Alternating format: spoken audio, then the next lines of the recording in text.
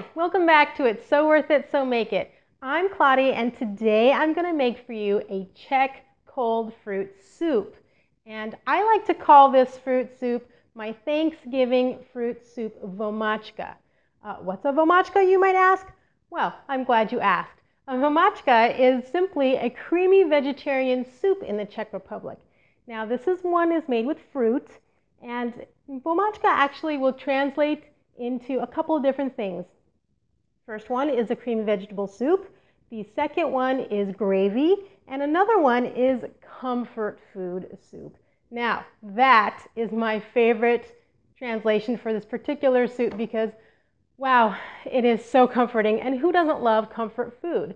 And I think in America we've been sort of deprived of amazing cold fruit soup, so I'm going to show you how to make one of my favorite ones, and it's super easy. So let me tell you what you're going to need for this recipe.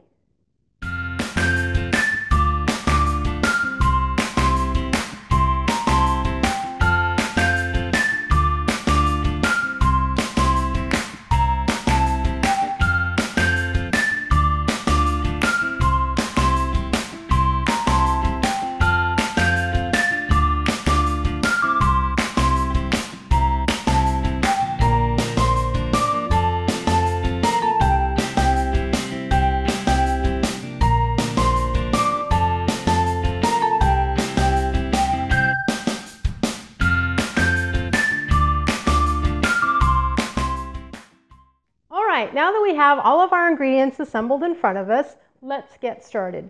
So the first thing we're going to do is take our chopped up fruit, our dried fruit, and you can use any combination of fruits that you like.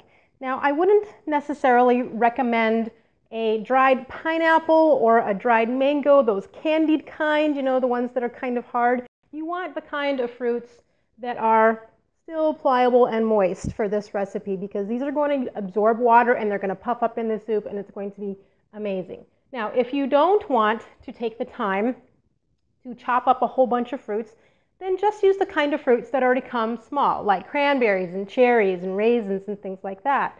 I happen to be lucky enough that I live near a store where they sell fruits, apples, peaches, and things like that, already chopped up into tiny little pieces along with some raisins. So if you can find this in your local store, by all means, use this. Don't take the time to chop up everything by hand because sometimes that can take a while.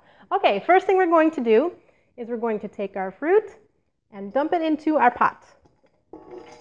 And you need a fairly good sized pot for this soup.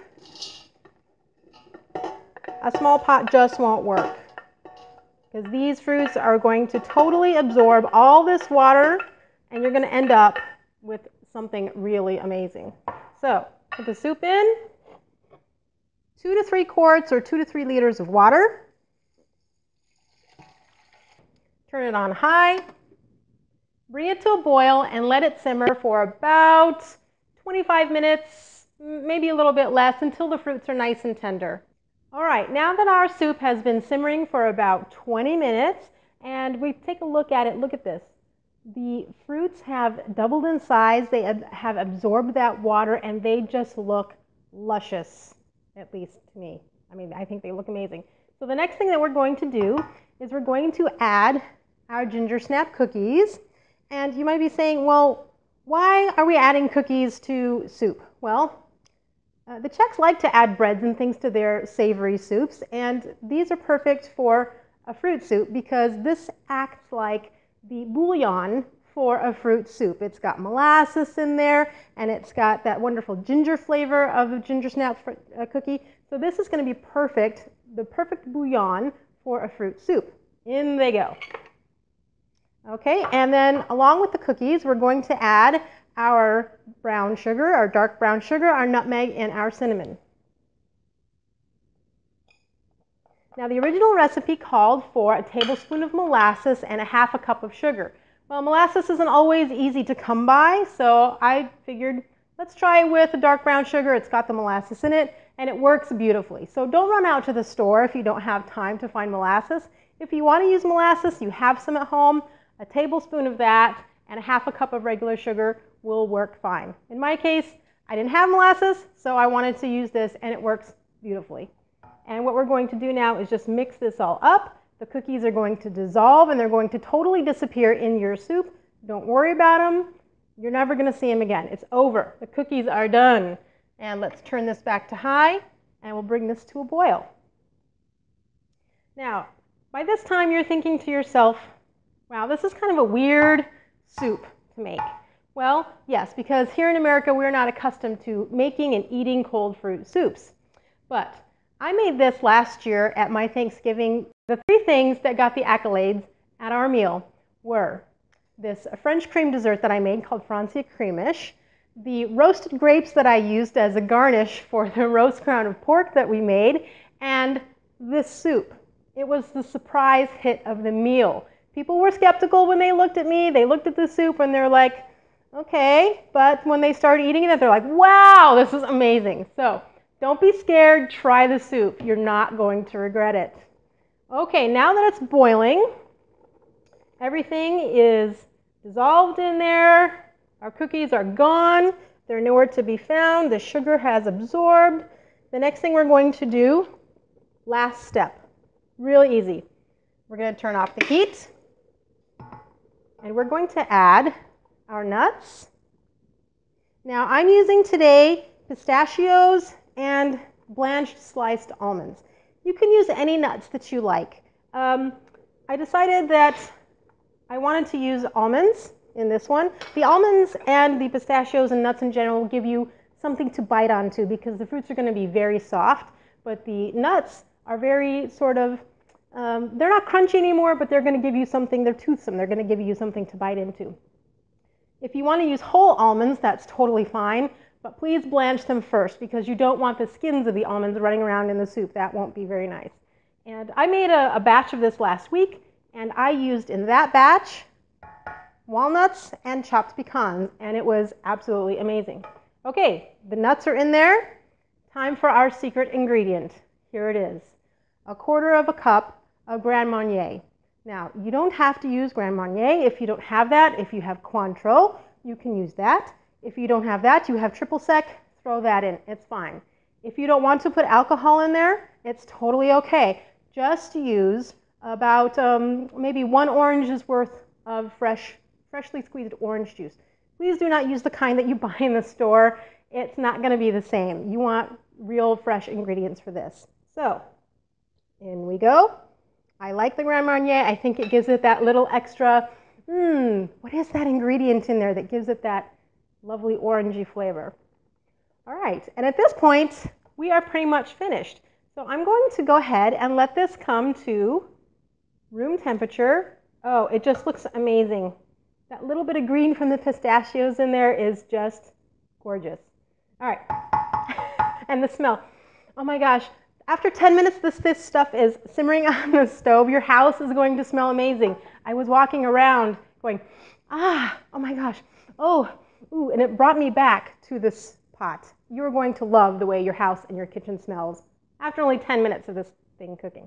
So let it come to room temperature, and then I'm going to show you how to store it. All right, now our soup has cooled, and I chilled it down in an ice bath just to make sure that I could get it down to very much less than warm so that we could put it in our jar. Now, jar? Why are you putting it in a jar, Claudie? Well, I have a very good reason for this, and it's because the best part about this soup is that you can make it in advance.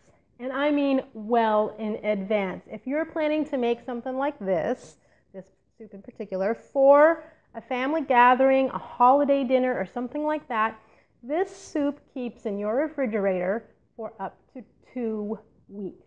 That's right, 2 weeks. You can make this soup well in advance, a week ahead, and put it in a jar like this. And the other reason that I like to put it in a jar is that when you are preparing a huge family meal, as for Thanksgiving or Christmas, we all know that refrigerator space is a prime. So put it in a jar and you'll save some space. Now I have transferred it from the pot into the jar, and it fills it about 2/3 or something. And I like to top it off with a little more water because I think it needs a little more water. It's going to sit in the refrigerator for a few days if you make it in advance. and it needs, all those flavors need somewhere to go. So I like to put some more water inside there. So I'm just going to fill it with water to the top. And done. Nothing else needs to happen with the soup except that we need to eat it. So I'm just going to stir it a little bit.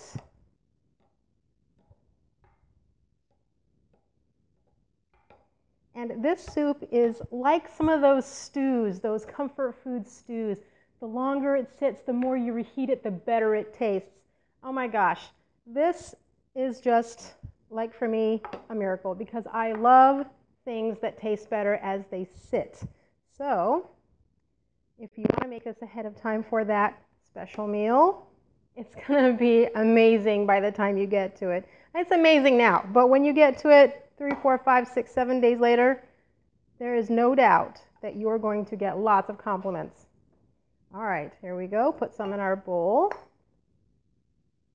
And we'll give it a taste and see how we did.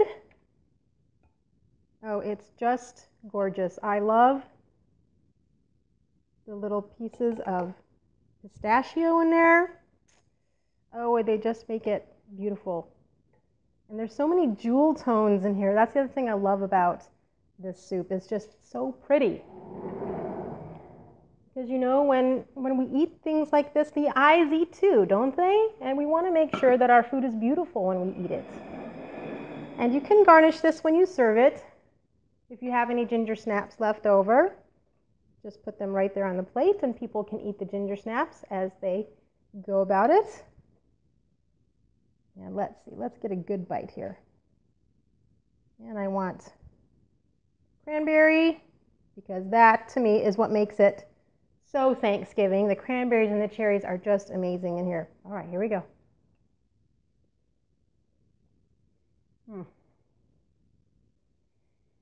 It